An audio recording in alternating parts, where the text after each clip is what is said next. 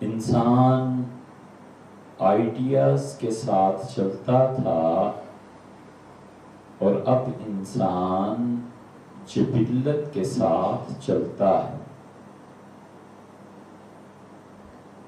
لوگوں پر نظریات کا غلبہ تھا اور وہ کسی نہ کسی نظریے کے تحت زندگی گزارتے تھے، اور اب اس چمک دمک نے اور انسانوں کے لیے جو چیزیں اٹریکشن پیدا کرتی ہیں، ان چیزوں نے اس کی آنکھوں کو چکا چوند کر دیا اور انسان اپنی جبلت کے تحت ہو گیا۔ انسانی جبلت کا دوسرا نام اس کی خواہشات ہیں، اور اصول اور تہذیب کی زندگی وہ بعض لوگوں میں اب آتی ہے جب ان کی عمریں 50-60 سال کی ہو جائیں، اور بعض پہ جدیدیت کا رنگ اتنا غالب آتا ہے کہ اس عمر کو پہنچ کر بھی وہ جبلت سے اپنی جان نہیں چھڑا سکتے۔ اور جبلت اگر آزاد ہو جائے تو اس کا مطلب وحشیانہ پن ہے، اس کا مطلب تباہی ہے، اس کا مطلب انسانوں کی فہرست سے نکل جانا۔ اور جبلت کی آزادی کا مطلب یہ ہوا کہ جو چیز تمہارے جی میں آئے کر گزرو، عورتیں ہوں کہ مرد، لڑکے ہوں کہ لڑکیاں، چھوٹے ہوں کہ بڑے، اب زندگی کا پیمانہ یہ رہ گیا ہے کہ جو تمہارے جی میں آئے کر گزرو، اور اگر دین، اخلاقیات، شریعت کوئی چیز اس دنیا میں، جہان میں باقی ہے تو اس کو کھینچ تان کر جدیدیت پر لاؤ، اور پھر جدیدیت کے معیار پہ، ماڈرنزم کے معیار پہ اس دین کو سیٹ کرو۔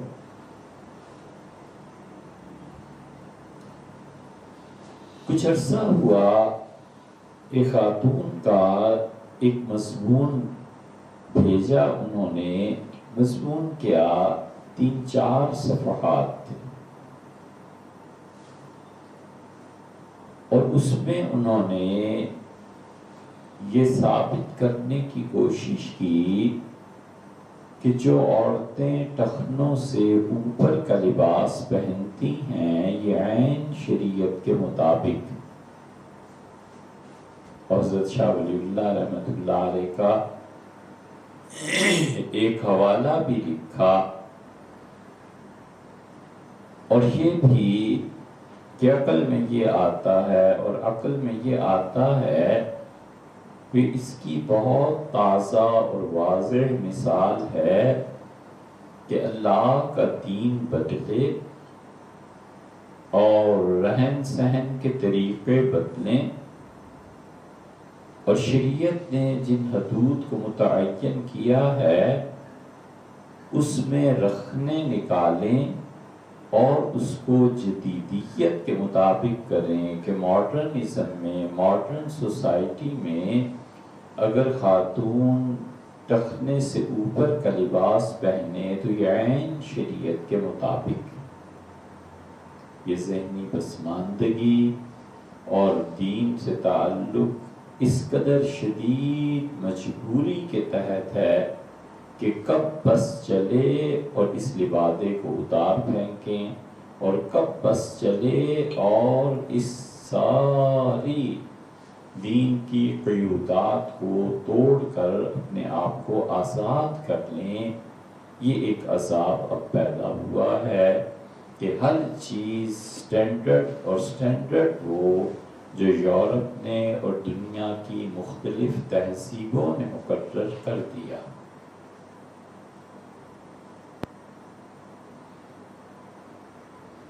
بہت مشہور مورخ تھے ابن خلدون،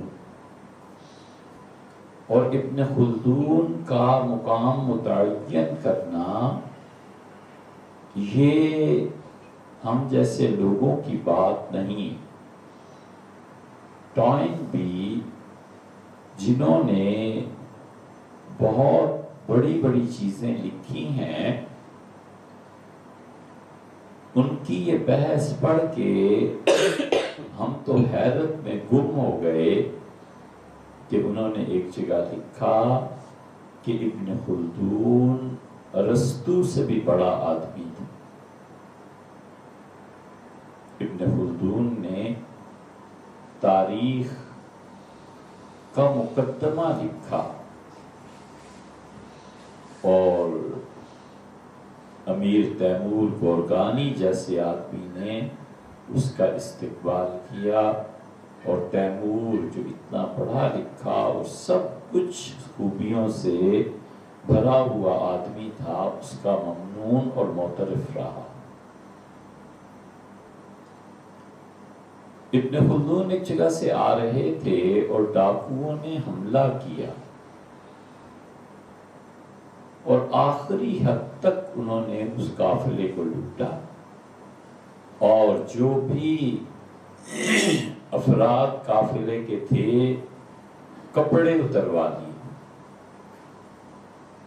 2 دن کی مسافت طے کر کے ابن خلدون ایک شہر میں پہنچے جنگلوں سے گزرتے ہوئے، اور ظاہر ہے کہ سب سے پہلا آدمی جو نظر آیا اس سے چادر مانگی کہ اپنے آپ کو چھپائیں۔ ڈاکو کپڑے اتروا لیتے ہیں آخری حد تک جب ڈاکہ پڑتا ہے، اور قدرت کبھی کبھی قوموں کے پردے اور قوموں کے لباس اتروا لیتی ہے، اور فطرت انہیں ننگا کر دیتی ہے۔ قدرت کے قوانین اور قدرت جب قوموں کو اپنی لپیٹ میں لیتی ہے تو قومیں ننگی ہو جاتی۔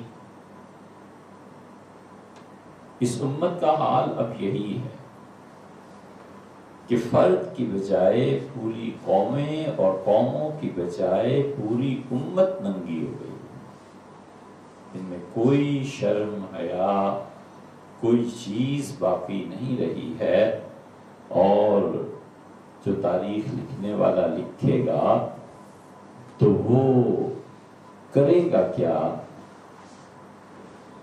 غالب کے بقول مقدور ہو تو ساتھ رکھوں نوحہ گھر کو، حیران ہوں کہ روں یا پیٹوں جگر کو میں، مقدور ہو تو ساتھ رکھوں نوحہ گھر کو۔ یہ گرنے کا معیار ہے۔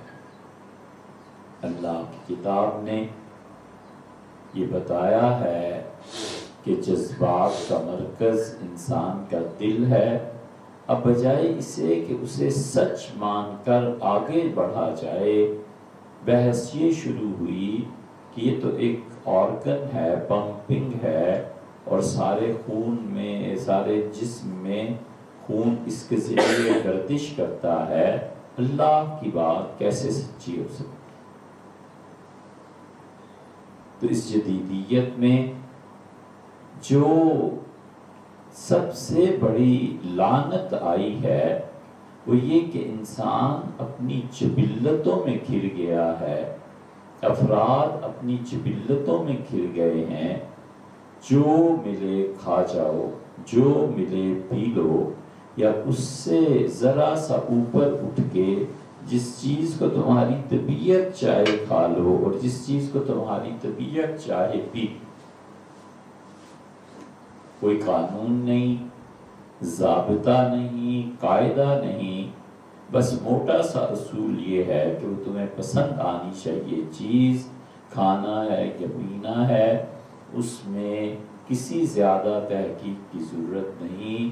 نتیجہ یہ اس کا نکلا ہے کہ جنک فوڈ اور یہ چیزیں جو بچے کھاتے ہیں جوان لڑکے اور لڑکیاں کینسر میں اور کس کس چیز میں مبتلا آپ کو آغا خان میں ملیں گے، یہاں اسلام آباد پنڈی میں جگہ پہ یہ بچے لیٹے ہوئے ملیں گے، اور دیکھ کے جی گھبراتا ہے کہ اس ماں پہ کیا گزرتی ہوگی جس نے اتنی محنت مشقت اور اتنی قربانی دے کر اس بچے کو پالا۔ یہ سب اپنی جبلت کی اتباع کے نتیجے ہیں کہ کوئی قاعدہ اور قانون نہیں، جو تمہیں سوٹیبل لگے وہ کر گزرو، اور یہ سب چیزیں وبا کی طرح عام ہو گئی ہیں، اور یہ نہیں ہے کہ اس کا علاج روزہ اور حج اور نماز میں۔ اس طرح کی وباؤں میں جب امتیں گر جاتی ہیں تو اس وقت ان کی نمازیں کام نہیں دیتی،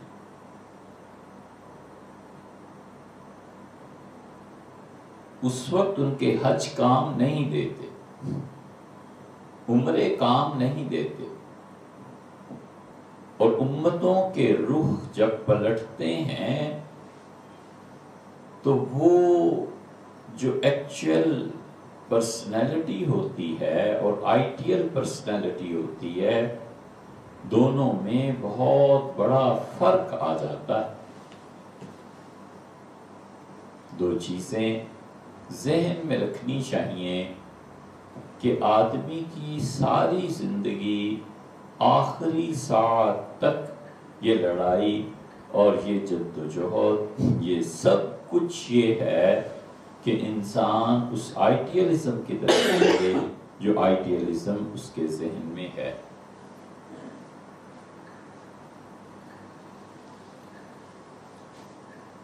فلم کا کوئی ایکٹر ہے، کوئی ماڈل ہے، کوئی مرد و عورت ہے، ساری زندگی اس محنت پہ ہے کہ کسی طرح اس جیسا بن جائے۔ یورپ اور امریکہ میں کئی پاگل، سینکڑوں نہیں ہزاروں کے حساب سے پاگل اور دیوانے دیکھے کہ ان کا بس نہیں چلتا کہ وہ کسی طرح اپنی کھال کو ان کی طرح سفید کر لیں، باقی کوئی کسر انہوں نے چھوڑی نہیں کہ وہ امریکن گورے یا برطانوی شہری کہہ۔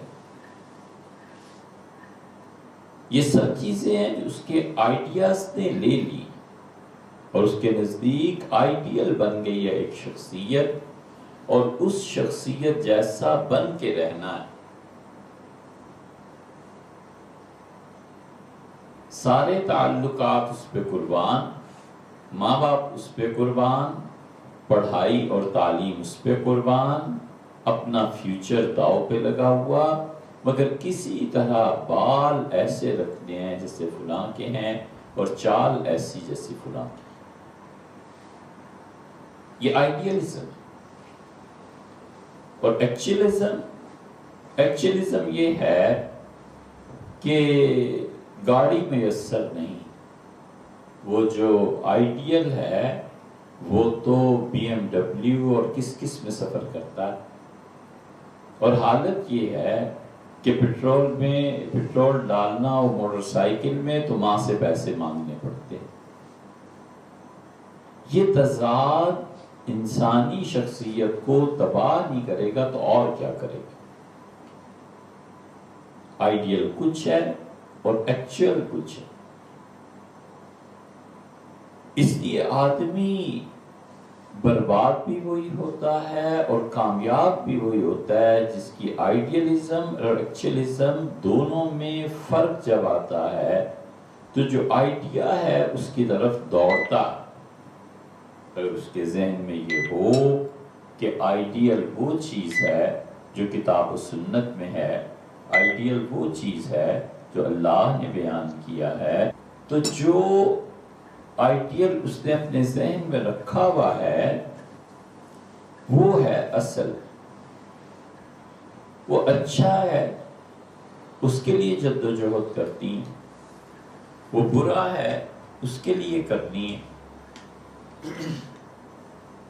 جو کچھ بھی اس کے ذہن میں ہے ترقی بھی اسی پہ ہے اور تنزل بھی اسی پہ.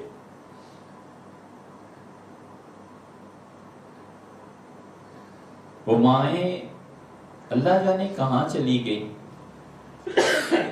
وہ نسل ہی ختم ہو گئی جو اپنے بچوں کو آئیڈیلزم دیتی تھی. اللہ کی بات، خدا نے مومن انسان کس کو کہا ہے؟ آپ 1000 خواتین کو روک کے پوچھ لیں، ان میں سے شاید ایک بھی ایسی نہ ملے جو یہ کہے کہ اللہ نے 18ویں پارے کے آغاز میں اور سورہ فرقان کے آخر پر یہ بتایا ہے کہ ایک آئیڈیل مومن کیا چیز ہوتی ہے اور بیٹے ایسے بننا ہے. وہ جو مائیں بتاتی تھی بچوں کو کہ صلاح الدین ایوبی کا کردار کیا تھا، ٹیپو سلطان کون تھے، اورنگزیب نے کیسے حکومت کی، اور بڑی چیز ایک یہ بھی ہے کہ انہوں نے خود پڑھا ہو تو کچھ بتائیں، اور ان سے پوچھ لو کہ بچیاں ان کو کیا آئیڈیلزم دینا ہے. انہوں نے پڑھا ہو کبھی ام المومنین حضرت عائشہ رضی اللہ عنہا کی زندگی کو، کبھی پڑھا ہو کہ خیزران کون تھیں، کبھی یہ پڑھا ہو کہ عباسیوں میں امین اور مامون کی جنگ کے پیچھے ماں کا کیا کردار تھا، تو کسی کو بتائیں. انہیں یہ ہوا بھی نہیں لگی، اور نشاط اور پتہ نہیں کیا کیا کمپنیز جو ہیں جن کے نام ہمیں یاد نہیں اور ضرورت بھی نہیں ہے اس کی، لیکن خواتین جانتی ہیں اس کی کوئی سیل لگی اور اس کا پہلا دن اور اس کے اشتہارات اور لائنز لگ گئی ہیں ماؤں کی. خدا معلوم وہ کیا چیز ہے اور کیا نہیں. لیکن اتنا خیال نہیں آتا کہ ہم جس نسل کی تربیت کر رہے ہیں ان کو آئیڈیاز کیا دے رہے ہیں، اور جو آئیڈیالزم ہے بچہ جب اس کو ایکچولائز کرنے کی کوشش کرے گا تو نتیجہ کہاں تک نکلے.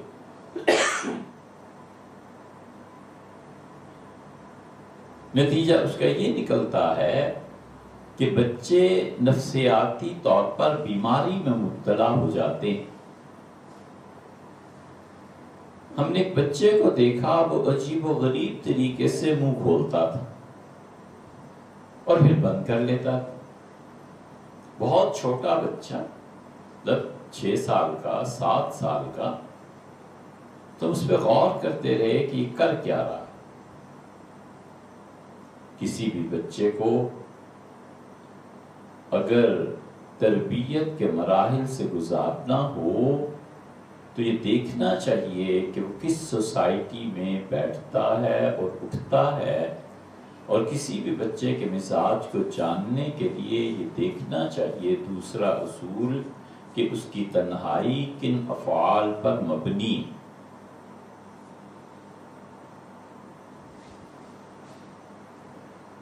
کسی وجہ سے یہ ضرورت تھی بہت شدید کی ہے کیا چیز.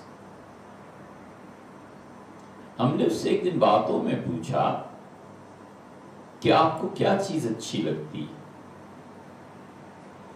بچہ سمجھدار تھا، بہت اچھا جواب دیا. اس نے کہا کس چیز میں؟ کہا کھانے میں، کہا فلاں، کپڑوں میں فلاں.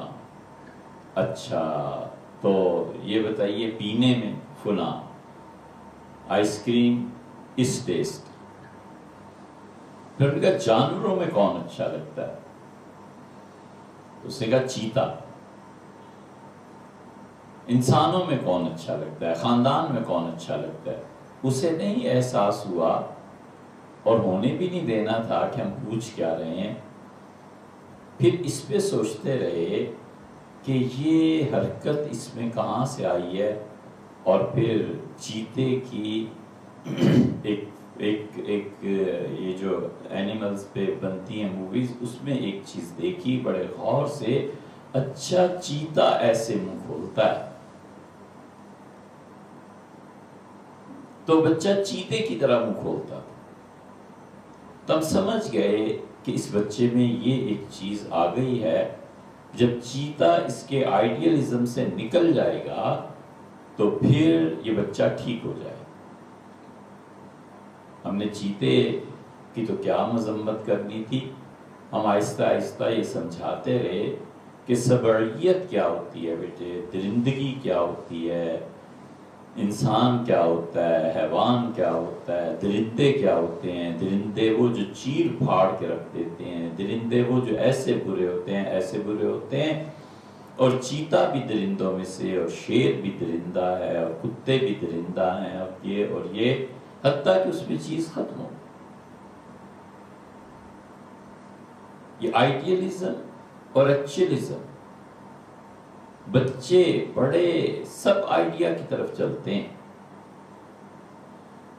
اور جب قوموں کے رخ اس طرف چلنے لگیں اور ڈرامہ لگ جانے پہ شہر کی ٹریفک کم پڑ جائے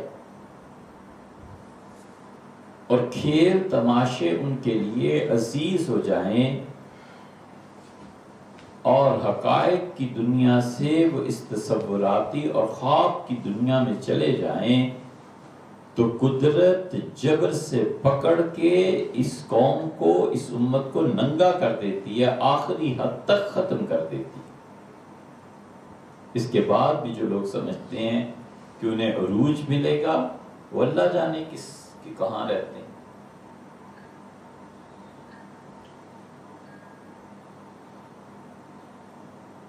آخری بڑا واقعہ جس نے بالکل کپڑے اتار کے رکھ دیے وہ 71 کا تھا۔ اس نے صاف کر دیا معاملے کو کہ تم اتنے گرے ہوئے لوگ۔ لیکن وہ جو مائیں تھیں جو آئیڈیلزم کی بات کرتی تھی، وہ کہاں گئی؟ جب حالتیں ایسی ہو جائیں تو نمازیں بھی کام نہیں کرتی، روزے بھی کام نہیں کرتے۔ وہ ایک عبادت ہے، کرنا ضروری ہے، اور عبادت ہو جاتی ہے۔ وَلِعِيَاذُ بِاللَّهِ، یہ کوئی نہیں کہہ سکتا کہ یہ چیزیں فرض نہیں ہیں اور یہ فرض کے درجے سے ساقط ہو گئی ہیں۔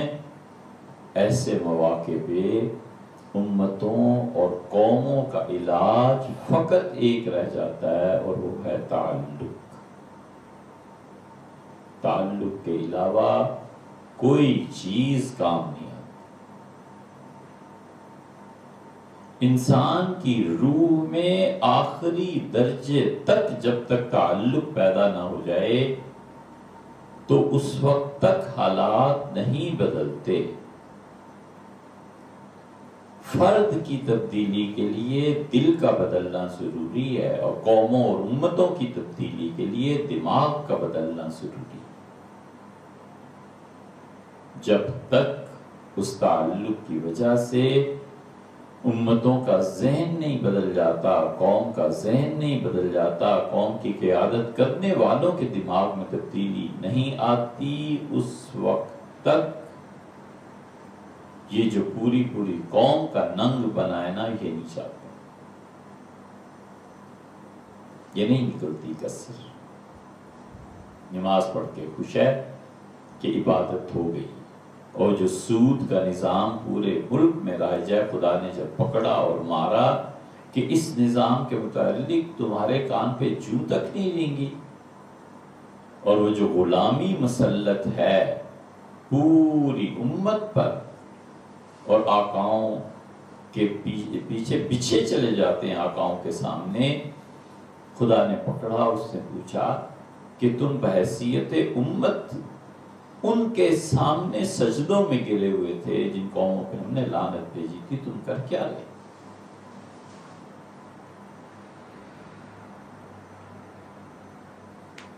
جو ادارہ ختم ہوا، ایک نسل نے رونا رو لیا، دوسری نسل میں کچھ باتیں ہو گئیں، آگے والے بالکل بھول گئے۔ یہ مائیں کس ڈھنگ پہ تربیت کر رہی ہیں، یہ مائیں کس طرح کے بچوں کو مارکیٹ میں بھیج رہی ہیں۔ معاشرہ جو کچھ ہے وہ سب کا سب جو نظر آتا ہے اس کے پس پشت ماں ہے۔ بچے جو زبان بولتے ہیں اس زبان پہ ماں کا اثر ہوتا ہے۔ اس لیے وہ جو زبان کا اثر ہے، ماں کی زبان خالص رہتی تھی جب تک وہ اپنے گھر میں رہتی. یہ جب سے باہر زیادہ آنا جانا، اٹھنا بیٹھنا، مارکیٹس میں گھومنا، یہ سب جیب بھرے کی باتیں ہیں. نتیجہ یہ کہ زبان میں تغیر آتا ہے. ماں کی زبان خالص نہیں رہتی، اردو بول نہیں پاتی، اس میں انگلش کے الفاظ ہوتے ہیں، انگلش بھی پوری آتی نہیں ہے، اور بچہ وہی زبان کو سیکھتا ہے اور اسی زبان میں بات چیت کرتا ہے جس زبان میں آدمی سوچتا ہے. اگر وہ زبان اسے پوری طرح نہیں آتی تو وہ اپنی دنیا تو کیا دین بھی برباد کر بیٹھتا. جو بچہ جس زبان میں سوچتا ہے اس زبان پر گرفت اس کی ضروری ہے. اگر وہ نہیں جانتا، نہیں سمجھتا اور اسے زبان پر گرفت حاصل نہیں ہے تو دنیا تو برباد کرے گا سو کرے گا، دین بھی برباد کر بیٹھے. اردو، فارسی، عربی، انگلش، فرانسیسی، کوئی زبان جس میں کوئی شخص سوچتا ہے، اگر وہ اس زبان پر پوری طرح قابو نہیں رکھتا تو وہ دین تباہ کر دے. اس زبان کی کتابیں پڑھے گا، اس زبان میں تقریر سنے گا، اگر اسے زبان آتی نہیں ہے تو کیا خاک سمجھے گا کہ پروفیسر کیا کہہ رہا ہے اور مولوی کیا کہہ رہا ہے. یہ سب ماں کا قصور ہے. اس سے کیوں نہیں سکھائی اپنے بچوں کو زبان؟ اس سے کیوں نہیں پڑھایا کچھ؟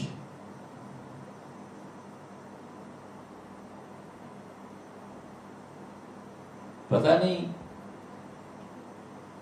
کہنا اچھا لگتا ہے یا نہیں، یا سوٹیبل ہے بھی یا نہیں.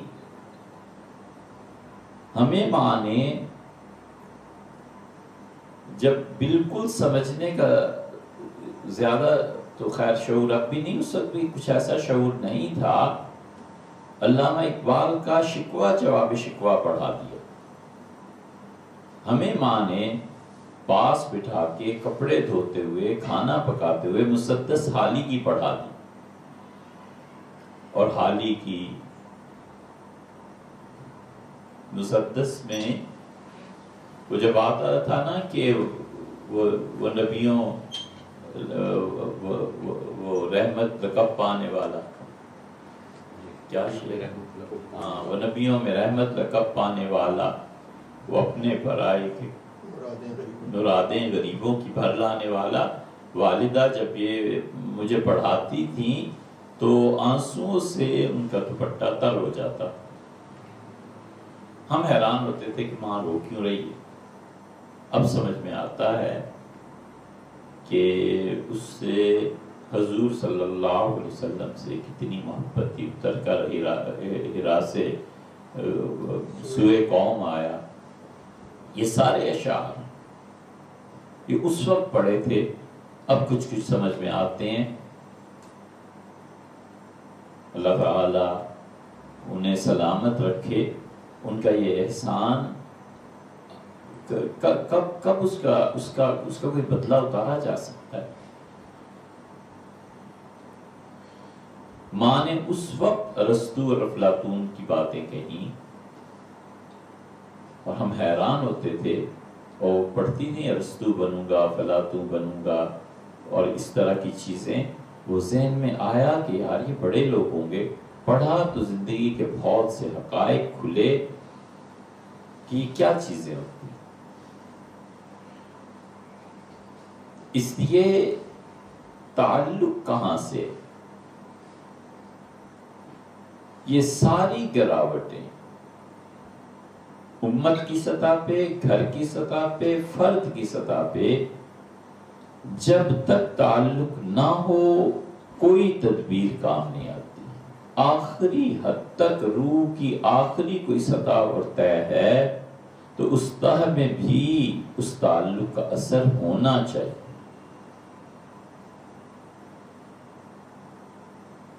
ہر جگہ یہی اصول کار فرما ہے. جو بد سے بدتر ہے وہ بھی کسی کے تصور میں ڈوبا ہوا ہے، کہیں تعلق ہے اس کا، شیطان سے صحیح، گمراہی سے صحیح.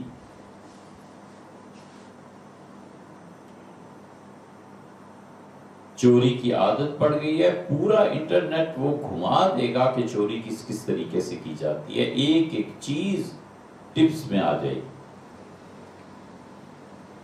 اللہ کے ساتھ تعلق ہو جائے تو اللہ کے ساتھ تعلق میں کیا چیزیں معاون ثابت ہوتی ہیں یہ بھی اسی طرح آ جائے گی. حضرت رسالت پناہ صلی اللہ علیہ وسلم کے ساتھ تعلق ہو جائے تو اس کی جستجو میں رہتا ہے کہ انہوں نے کیا کیا، کیا نہیں کیا، کیا کھایا، کیا پیا، کیسے اٹھتے تھے، کیا کرتے تھے، کس موقع پہ کیا بات ارشاد فرمائی تھی. سارا حتیٰ کہ ان کے شہر سے تعلق ہو جاتا ہے، مدینہ منورہ سے تعلق ہو جاتا ہے، ان کے کمپینینز، ان کے اصحاب رضی اللہ عنہ، ان سے تعلق ہو جاتا ہے. آدمی ایک ایک چیز تلاش کرتا ہے کہ کتنے عظیم لوگ تھے. یہ سب تعلق کی بات ہے. اس لیے بی بی آپ کا تعلق کہاں سے؟ یہ ابھی کوئی زیادہ دن نہیں ہوئے، لوگ کسی کو برا کام کوئی کرتے دیکھتے تھے تو کہتے تھے کیسا بے بیرا ہے، یعنی اس کی تربیت کرنے والا ہی کوئی نہیں، اس کو کوئی انسان بنانے والا ہی نہیں. آپ اس کی فکر کیجیے، آپ کا تعلق کہاں سے ہے، آپ اس کو سوچیے. آپ اس دھوکے اور اس غرے سے باہر آئیے کہ لوگ پیری مریدی کا کہتے ہیں، یہ کہتے ہیں، یہ کہتے ہیں. دنیا میں زندگی کے ہر شعبے میں کسی نہ کسی کو دیکھ کر چلنا پڑتا ہے، کسی کی سننی پڑتی ہے. ہر کوئی اپنے فن میں، فیلڈ میں جو بھی امامت کے درجے تک بھی پہنچتا ہے، پہلے دن کورا ہی ہوتا ہے. استاد سکھاتا ہے کہ یہ کرو، یہ نہ کرو، یہ چیز یوں بنے گی اور یوں ٹوٹے گی.